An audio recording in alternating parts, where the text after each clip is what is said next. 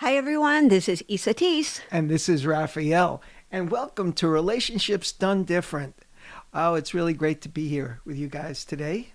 It's a gorgeous sunny day, and I'm so glad I'm getting to spend it with you. Today we're going to be speaking about how to be yourself in relationship, the power of authenticity. We've had so many inquiries about this topic that we decided we were going to do a show just on this because it is so very important. Before we get started, I just wanted to talk about the retreat that we just completed this weekend. We've been doing a year-long private retreat called the Eye of the Hurricane. And we had this past weekend. We just finished up with just 6 people because it's a very these are people who have been working with us for a very, very long time, and we had the most incredible breakthroughs that I've ever experienced. And the reason I'm speaking about this today is because when we talk about today, we're going to be talking about how to be yourself in relationship, and we're going to be talking about some of the beliefs that cause us to act and be the way we are in relationships.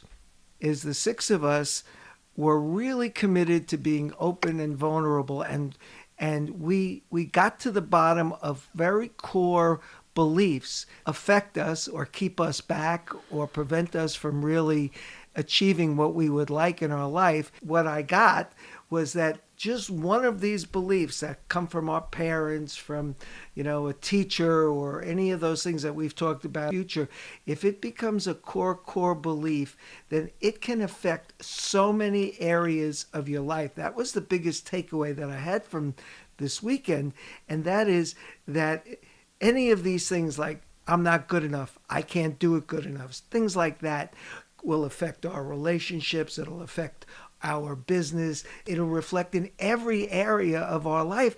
And when I started putting the dots together, I was like totally blown away. So I felt I just wanted to say this because the talk, whatever we speak about today and what we do generally on this show, is all about the beliefs, those hidden beliefs and programs that keep running in the background, and we keep talking about them. And the way that we deal with them is first to become aware. So I just got so clear about the magnitude of the problem. E, what do you think about that? What was your experience from the weekend? The weekend was truly phenomenal because the depth of where it is that each person allowed themselves to go to was beyond anything that I have seen from these people. And Raphael, you said that it was a year-long retreat. It's actually a year-long program, and That would be a little maybe too it long just for a felt retreat. like a year-long retreat. But the bottom line is that this was the second of 3 retreats that we do, and it was very, very interesting to see how through consistent work and consistent commitment and consistent follow-through, the depth that emerged from these people that are really, really 1,000% in on their own self-development and creating the life that they love to live. So it was a beautiful thing. It was a very fun thing. We had a lot of fun, and we also had magical and total transformations for so many people. So I'm glad you brought that up, actually, because there's a lot of things that I know you personally were looking at and opened up to and transformed, and that's always incredibly awesome. So today, Just one more thing before you start that. What I wanted to say is, to be quite honest and transparent, I was very resistant to. I didn't realize it, but unconsciously I was very resistant. I guess because I knew I was going to have some breakthroughs or some changes, and the reason I'm bringing this part up is just to encourage everybody who's listening. If you have any resistance to anything we say, just stick with it. Just see if it applies to you or it resonates with you. It doesn't have to, but just stick with it and then just let things happen.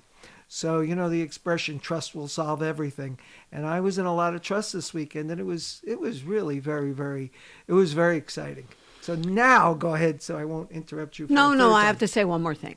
So the other thing about that is trust means that you don't necessarily like or believe what's going on, but you go through it anyway. In other words, never ever let the fear stop you. And you weren't the only person there who had a little bit of and that resistance come up, because when you go deep, people, that ego, that personality does not think that's all that much fun. And the old programs and beliefs that we have ourselves tethered by and we live by unconsciously, they're very deeply ingrained in us. And in that position that we are in, we don't even know what we don't know. We don't know why we have resistance or anger or frustration about certain things, especially when we are uncovering them or opening them up for exposure. Because the exposure and the awareness and the acknowledgement of the parts of us that we try to hide is one of the most freeing things ever. And that's true of everything that we are saying in every one of these shows, including today. So, what is it that you'd like to know, Raphael, about what it is that we're speaking about? What would you like me to address? What I've really want to explore is how we can be ourselves in a relationship without fear of rejection, without fear of retaliation, of being subject to maybe passive aggressiveness from our partner, and how we have to feel worthy of being in this relationship, and that what we have to say, do, and think is totally merited, and we are equals with our partner, never giving up our power to our partner. So to me, being authentic in the relationship is being yourself without any excuses, without any, without any, how would I say it? Without any, looking for the word here, Withhold? without any withhold, and without any exception. So I guess that's really what I think is the most important piece here. So, in other words, you want me to solve the world's problems on a personal level in 20, 30 minutes? That's about right. Okay, You know, no problem. Terry Cole Whitaker has often said, "What you think of me is none of my business," and we've talked about that on a prior show and how we really like that. We really resonate with that quote. So that's just part of what I had in mind for today. All right. So, the real key to authenticity is knowing yourself. If you don't know who you are, what you want, where you're going, and how you be, and how you react, and how you respond, and what's inside of you, you are never going to be able to be authentic. You can only be authentic when you know what your true state of mind is, what your true state of beingness is, if you will. And from there, you can emerge out into the world with that as your suit of clothes, if you will. And that is challenging, because what happens is that the fear is going to come up. And to how to do that without fear, I would venture to say, like 100%, that you're not going to do that without fear emerging. And the reason is that the moment you start being real, authentic, and you start looking at life from a place of what it is that's core for you, meaning what it is that you really desire, what happens is the ego or the personality, I'm using them interchangeably right now, it becomes very threatened. In fact, it becomes so threatened that it feels like survival. And from one perspective, it definitely is survival, because when you open up and look at and discuss openly, and you are transparent about the things that you feel fearful or resistant or hesitant to or ashamed of, or any of those guilty, any of those words, then what happens is that the light, if you will, the ability to see that will then shift you away from the fear. So think about this. You've probably heard of the shadow self or the dark side, or some people even call that the devil or evil. But let me assure you that what it is that all of those indications or all those words mean is that there are parts of us that we don't really think are okay. We got this belief system from the fact that we live on a planet in a society that everything is a dichotomy. As we've spoken about before, there's up, down, black, white, yes, no. Everything has a binary way of being, including all of your computer programs and everything else that we have pretty much in technology is based on binary, two of. And so here we have a personality that is kind and loving and absolutely awesome. And then we have the other side of that, which is everything or the antithesis of that positive, loving, yippee kind of person.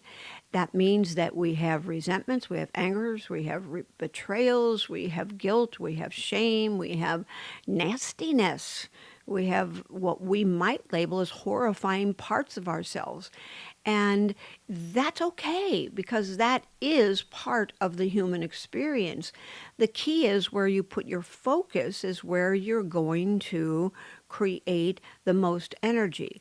So perhaps you have all heard, and I don't remember, Raphael, maybe you can remind me if I've said this in another podcast, but the bottom line is even if I have, hear it again. And so there's this young child, maybe a young man, who goes to his teacher or his guru or whatever word you'd like to use, and he says, I have this dilemma. I have these two wolves inside of me. And I've got one that is very kind and very loving and very supportive and humanitarian-like and all of that. And then I have this other one, and it's mean and it's nasty and it's judgmental. And it causes me a lot of self-talk that is unkind, and it's not nice to other people and all of these things. And he said, I just don't know what to do with this. Who's going to win, or who's going to take charge of my life? And the great wise one said, whichever one you feed. And what that means is that when you allow yourself to recognize that, yes, you are all things, I am that. That means that I am happy, I am sad, I am glad, I am mean, I am judgmental, I am loved, I am lovable, I'm in lack. You are all things in life.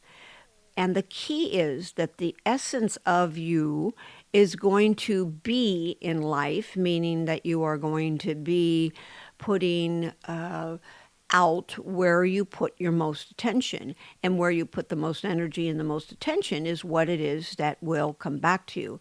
In other words, you probably remember me saying that energy never leaves its source. Energy never leaves its source. So those of you that are taking notes, write that down. Energy never leaves its source. That means that whatever you put out, whether you like it or not, is going to come back. Energy is like a boomerang. You can send it out and it appears that it goes somewhere else, but it always comes back to you. It will always do so. Therefore, where you are putting out what it is that you like to receive is going to make your life really awesome. If you're putting out stuff that is hurtful and damaging and unkind and all of those other things, that's what you'll receive back. So that's the beginning piece of what it is that I would share about that, Raphael. Do you want to get a word in edgewise? Yeah, I do. I love when you tell that story.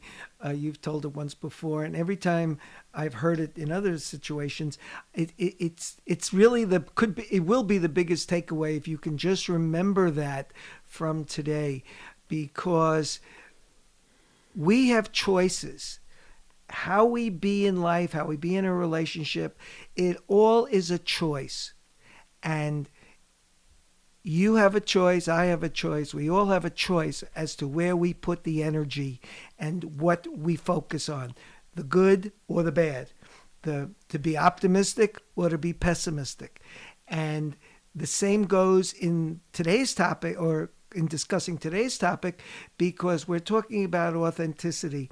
We can, as we break down the barriers between us and our partner, by breaking our own barriers down, by being authentic, by being real, by saying and doing what's really up for us rather than hiding, that will open up the other person to do the same, and the relationship will really, really grow and will become much closer, because neither partner ultimately, if you keep it up, will have to feel that they have to be on the defensive, because no matter what, like Isatis just said, we're all these different things, so it's okay. Well, that sounds easy, but it's not quite so easy when you have a history, perhaps from your childhood, for example. But that's what you're going to tell us. That how to do is that. that comes up. We have a repercussionist internally that says, if you say this, you're going to get that. It remembers the things. You said something to your parents and you got slapped across the face or the butt or whatever. And that left a deep imprint on how it is that you feel about speaking your truth or saying what it is that you want. We therefore are trained from a very young age that it's really not safe to feel what we feel, to do what we want to do, or to have what it is that we truly would like to have. Therefore, we start out primarily in a very suppressed and guarded state. And because we have been made wrong from early in childhood for the things that we didn't do right or good enough, we take that throughout our entire lives, and it affects everything that we do. If you had a parent that said, "How come you have a B on your report card instead of straight A's?" then you will have imprinted inside yourself that I'm not enough, I'm not good enough, I never do it good enough, and no matter how hard I try, I'm never going to get it. And that will create a pretty perpetual state of disappointment, self-loathing, shame, guilt, and everything else along that line for us even at adulthood. So it's very important to see that and recognize that. It's also important to recognize that you have the ability to recognize what it is that's going on in your head, and then you can make some changes about that. But you must first have the awareness, which I know you all hear me speak about a lot. So being authentic means that first you do a lot of introspection. Internally, you start looking at, when you have a feeling, what's that feeling about? Where did that come from? And what is it trying to tell you? And what you'll learn usually is that I can't let that part of me be known, because if I do, I will find out that I'm not okay and I'm going to be judged again, and I won't feel good about myself, and that creates us shutting down, feeling small. And yet when we feel small, interestingly, the majority of people that I work with that feel small will frequently use some kind of defense mechanism to cover up their feeling of smallness. So one is that they might eat more than they ideally need or want to have. Ideally, that means that they are trying to build up a wall of protection because there's a very deep core fear that you're not okay the way you are, you're not loved and lovable, and no matter what you do, it's not going to be right anyway, so why bother? And another thing is that you have the sensitivity to feeling like you ought to be a certain way, and when you're not, then your own self-judgment steps in and will take you out of the good humor running very, very quickly. So we set this up in ways that allow us to see what it is that we're doing to ourselves based on how it is that we are feeling. So I'm so glad you brought that up. One of the things that I really got from this weekend, and maybe it's will help some of our listeners. We've often talked that we need to stay in the present because the past is not real. It's gone. It's finished. The future is not it's not real because it's just something we're conjuring up in our mind. So we want to stay in the present. Now that's easier said than done. One of the things I picked up from the retreat, and it goes right to the awareness that Isatis was just speaking about, is that if we can train ourselves to anytime we have a thought to see if that thought originated in our past, it it should immediately, or it would be really wise to immediately delete it because it has no power over us. If we were any of those things in the past, if we did something wrong, if we failed out of school, if we did any of those things, that's so, but that it doesn't affect or doesn't really mean or have any meaning for what we're going to do today, right now, in the present. So what I get from that is if we can create an awareness that the thought or the feeling very important, that it came from something in the past, we know it's that dark side that Isatis was talking about. And when you said dark side, I was right there with Darth Vader. Well, it and I you said something earlier that I just want to put a little asterisk by and shine a little bit of light on, and you use the word bad, that bad part of you, or that something that said bad. I absolutely know there is no bad. There is only the opposing energy. And when the opposing energy, which is to keep the world balanced with the dichotomy that we live in, is there, the human mind wants to judge it and call it less than because it doesn't feel like it can control it very well. So I want to first support you all in knowing that you do not have to have your entire act together to think that you're okay. In fact, having your entire act together merely means that you are truly honest and authentic with yourself and with others. And does it mean that some people will not be in your life anymore? It does. Sometimes that occurs because if people are looking for something that is going to support them in their littleness or in their judgments or whatever, you may find yourself not feeling very comfortable with them, and you may find that you need to move along to someone that will play in the game that you are playing. This is not good, bad, right, or wrong. It just means that you're not aligned like you would have been in the past. So the moment that you can take it's not good or bad, right or wrong, it just is, it's at that point that you are opened to literally thousands of more options that give you the opportunity to live life in a state of joy because the judgment is eliminated. So think about how can you be in a relationship without having by setting parameters, it all comes down to the way that you think. I really appreciate you calling me on that little piece because it is it's very important, and I really, that made a lot, meant a lot to me, and I can see that.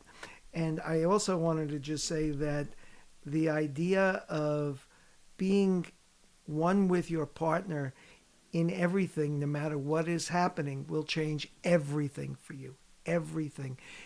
And I know, as you said earlier, it's not going to happen overnight. But, you know, I always go back to Nelson Mandela saying, be the change that you want to see in the world. Be the change that you want to see in your relationship. Yes, Gandhi said that. Oh, I always say that. And he said, the saying is correct. It's just that Gandhi He's one of those English speaking guys. now you're starting to sound like me. I'm the one who just makes stuff up. But at any rate. Oh, well, the expression is right. Yeah, that is true. So when you are wanting to be authentic in your relationship, it means that you start taking small steps.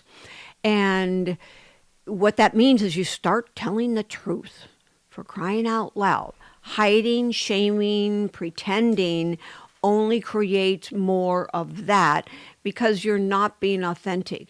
Now, most of the time when we do that, what's occurring is that we ourselves don't want to look at ourselves. It means that we are feeling very badly about ourselves and we feel ashamed of who we are, what we're being, what we're doing, whatever it is that's going on. And therefore, we attract more judgment, more difficulty in all of our relationships because of that, because that comes from a very low vibration. And very low vibrations then will create more low responses and activities in our life. So it's important that you speak up and speak the truth. And if somebody has a judgment, it is really important for you to remember the saying, what you think of me is none of my business. If somebody has a judgment about you, it's because there's something in them that triggers, that they're feeling badly, or uncomfortable about. And that is, it's an important thing for you to recognize. It doesn't mean it's easy, let me tell you. When somebody seems like they are judging you, it doesn't feel good to anyone. On the other hand, when you shift that around and you start seeing that with such gratitude, oh my gosh, I am so glad I got to see that part of me, because it's in that moment that you're actually shining the light on that piece that is the shadow side. It's the undesirable side according to your perception. And from there, you start to really make a difference because you're exposing the darkness, which then becomes the light, if you will. And from there, things start looking like and feeling more like what it is that you would like it to feel. So being authentic means that you tell the truth. It means that you will risk that person may, at its extreme, leave you. It may mean that you are going to start over. And it also means that that's okay. If somebody needs to leave the circumstances because they are not aligned enough with the person that they're with, then honor and respect that, whether it be within yourself or whether it be within someone else. Because if you do not, as they say, call a spade, then what happens is we become more deeply ingrained in lying, in guilt, and all of the things where it's like we're walking around like a forgery artist, meaning that we're really faking it. And that creates even more self-disdain and things of that nature. So it's important to recognize that so that you do not fall into that pattern. And if you are doing that, it's really showing that you don't, the relationship itself doesn't have a solid foundation. So it might be just a matter of time until it crumbles, or you can make the choice to strengthen it and strengthen it with your partner, strengthen that foundation. So you're going to start telling the truth at a new level. Somebody says something simple like, what restaurant do you want to go to? And maybe your old pattern would have been, oh, I don't know, I don't care. And you have the ability to, at that point, look at that and see if that's really true. If it's not really true, then clean it up right there, right then. Okay, so I know I said it really didn't matter, but when I truly check in with myself, it does matter. I'd rather have salad than go to the Chart House or the Black Angus or wherever. And neither one of those are right or wrong. And it's really not even whether somebody acknowledges or shifts or any of that kind of stuff. It's about you learning how to tell the truth and realize that you will live through that. It literally can feel life-threatening to do that. So it's extremely important that you stay awake and aware. Great. We're going to take a short break right now. But before we do that, I'd just like to ask you if any of the things that we've talked about in this half hour, which has really been, in my view, chock with some really, really good information and deep things to think about on a deeper level. If you have any questions or comments about what we've talked about today, please send them to us and we'll discuss them in a future episode. Let's start a dialogue. Anything that we say, whether you agree or not, don't agree, let us know. Enter a comment below the podcast and let's get that conversation going. We would really, really love to hear from you. So we'll be right back.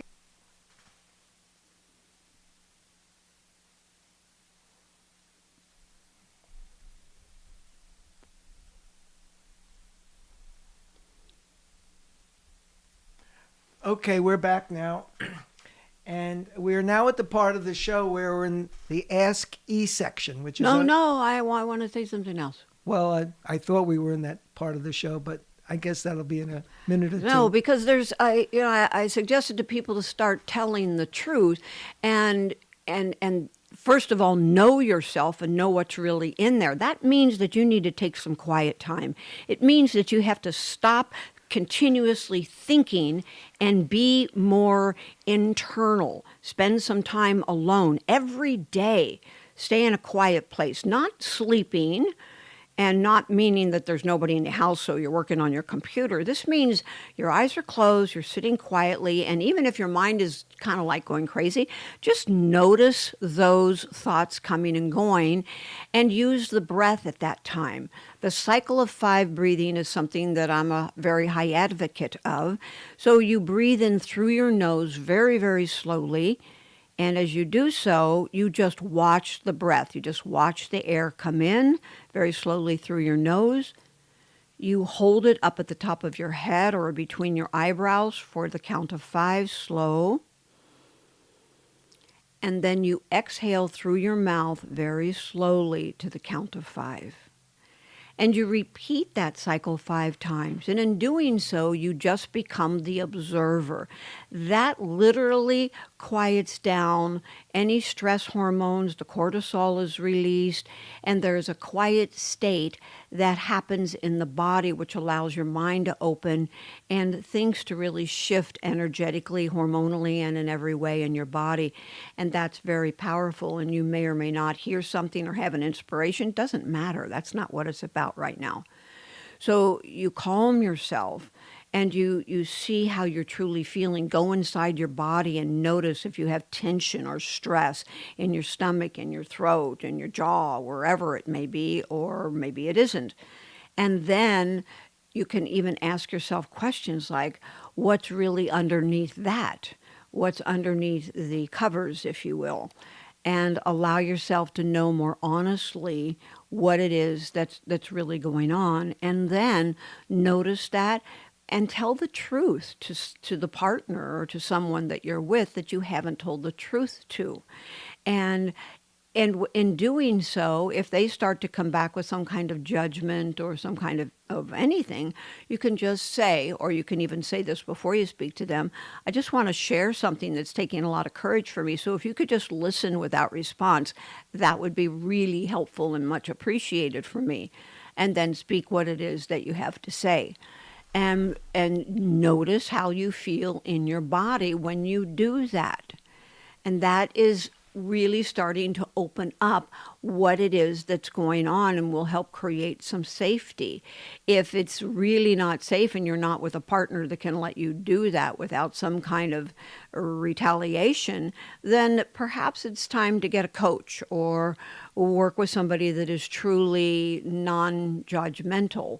And if you ever want a free session with me, then connect with me, isatees at isatees.com, and let me know that, and perhaps I can help you get more clear about how to handle that and work through that on a longer term basis.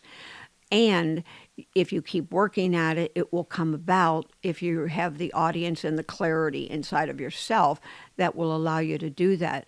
So after you're knowing yourself and you're speaking the truth, then it's also very important that if somebody says something that doesn't really resonate with you, you also can say to yourself, what you think of me is none of my business. And remember that internally and repeat it internally. Because if somebody is saying something back to you, it is because it is where it is that they are coming from. Perhaps they're threatened by you having this newfound empowerment. Perhaps they're uncomfortable that you might change when you've always been a person who they could manipulate or do whatever with. There's so many different things that are going on with other people, and they will speak to you based on wherever it is that they are. Really, it doesn't have anything to do with you. And the same is true when you're judging them. If you're judging them, or you have some nasty comment or even a nasty thought or a judgmental thought, that's because of where it is that you're coming from. It's not about them. Now, sometimes that takes a lot for people to digest, so I invite you to listen to this podcast again and reconsider and become more aware and astute about what it is that you think, feel, say, and do, because when you know thyself, you will know what is next for you and how to best handle the circumstances that you have in front of you. There's so much more to this, but these are just a couple of little tools that will make a very significant difference and a long-term difference in your life if you continuously follow through with them.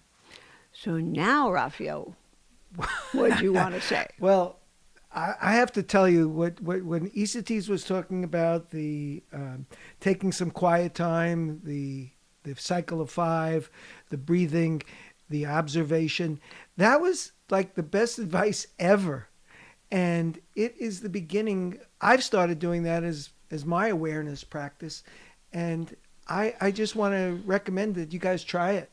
It's very, very cool. And if you forget that, put a timer or an alarm on your phone to go off at least twice a day, every morning and every evening at a minimum. I have some people who have been very stressed in their lives that I've been coaching and working with, and even from different retreats that I've done, and they have reported to me that it has totally changed everything for them. I invite you. There's a free, easy thing that you can do to take charge of your way of looking and feeling in life. And everything will change. New priorities, new sense of gratitude. It's really, really, really awesome. Okay, so now we have a question for you, because we don't want to disappoint. We have a question from Rhonda in Hawaii, and she said, I listened to your podcast on boundaries 3 different times, and I really don't get it. I set up boundaries between me and my partner. It said, if I set up boundaries between me and my partner, isn't that contributing to separation and ultimately the failure of my relationship? Well, Rhonda, this depends entirely upon what is going on with that boundary. If you're talking about boundary of you're not going to ever hit me or something along those lines, does it create a sense of separation? Well, yes, it might. On the other hand, the piece that needs to be worked on is, why would you be with someone that would harm you, beat you up, or whatever the case may be? If it's a boundary about what works for you, you don't sleep with each other. That's a commitment and agreement between the both of you, whether you're monogamous or whether you are not. That's a mutual agreement. If it's a boundary about this is your to-do list and this is my to-do list, and you do it and I will do mine.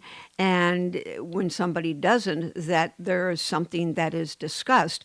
So it doesn't have to be separation. And in fact, from my viewpoint, it creates alignment and communication and creates a much more intimate relationship because A, you're being authentic. B, you are allowing each other to know where you stand with each one of these particular issues, whatever they are for you, and that you can respect that and that you can honor that. And if you cannot, then there's other things going on that need to be handled.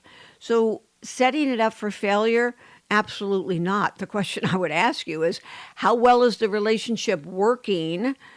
And how are you feeling without the boundaries of whatever it is that's bothering you or the other person or both of you? It can be and it has to be spoken about, communicated cleanly, authentically, without blame, and with an open heart. And that has to be worked on probably even prior to trying to do the conversation, because if you can't come from that place, you need support to get to that place so you can hold your role of being impeccable and clear and honest and compassionate from the get-go, from within you. Because if you don't have that piece at least practiced up a lot or handled, then you are not going to come across to your partner, and it's not going to look like a boundary, which is, it is kind of a harsh word, but rather it's these are my preferences and this is the way I choose to live my life. This is my universe and this is what works in my universe. And it doesn't mean that you are not, that you're not willing to compromise a bit or shift or whatever, but it does mean that once you are clear with your priorities about what works and what doesn't work, and the other person knows that, and the same for them, they let you know what works and what doesn't work, then it's up to you to determine if the two of you are aligned enough to really make a relationship work, or if you're both awake enough that you realize that your relationship is for self-development. And when you get that, then you don't necessarily have to break up, but rather you learn how to see what they're doing as an opportunity for you to learn how to shift internally regarding your own triggers that they may be representing or mirroring to you.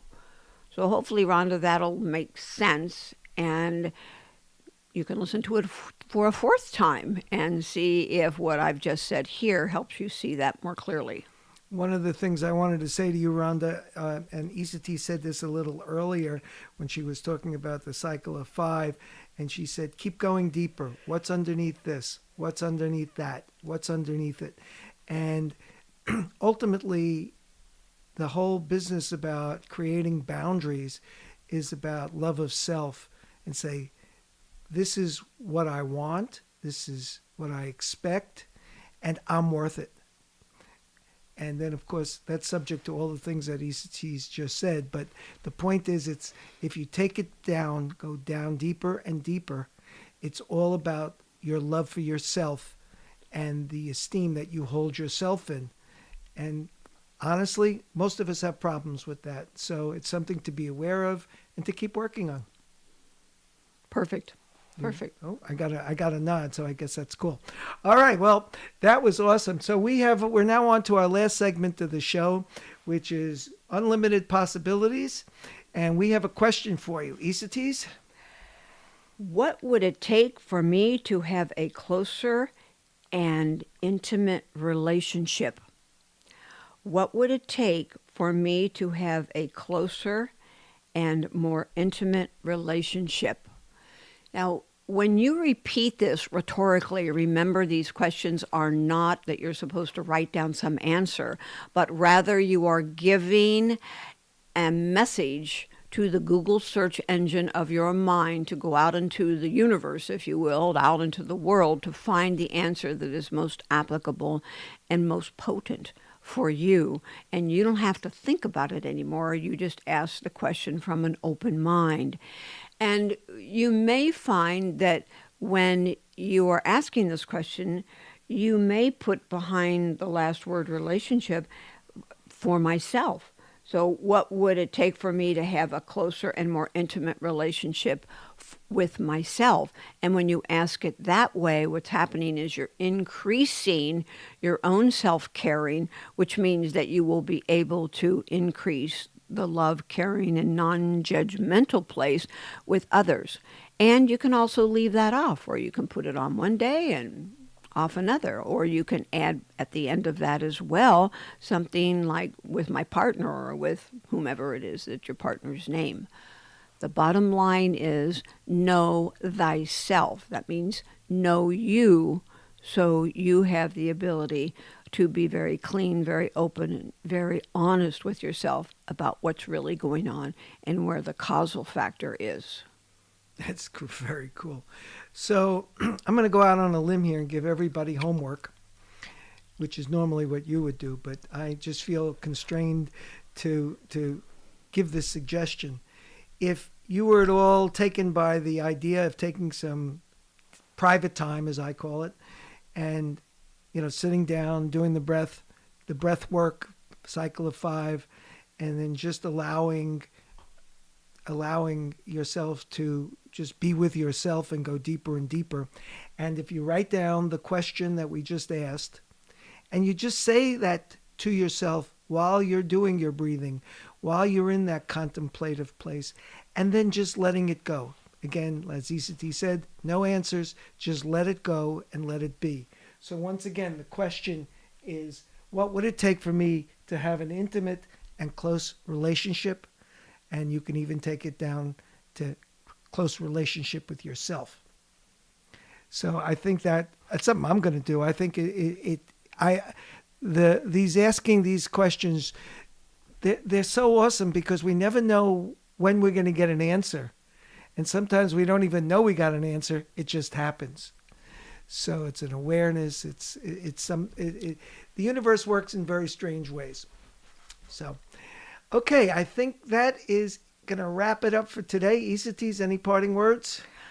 I just want to invite those of you that are animal lovers or anyone that you know that is an animal lover, that has any kind of pet or just wish they could, that next time we're going to be speaking about, I don't really know what the name of it is, but it'll be something about for the love of animals or your relationship with your animals. And you will find what an amazing gift they are to your own self-development and opening your heart and so much more. The gifts that they bring us are pretty phenomenal.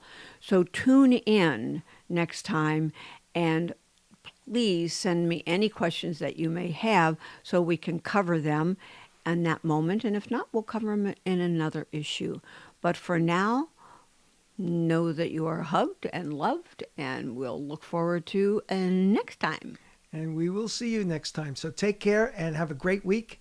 And we'll be back next week, and we're going to be talking about our four-legged ones. Yes, some people call them fur babies. Others call them four-legged children.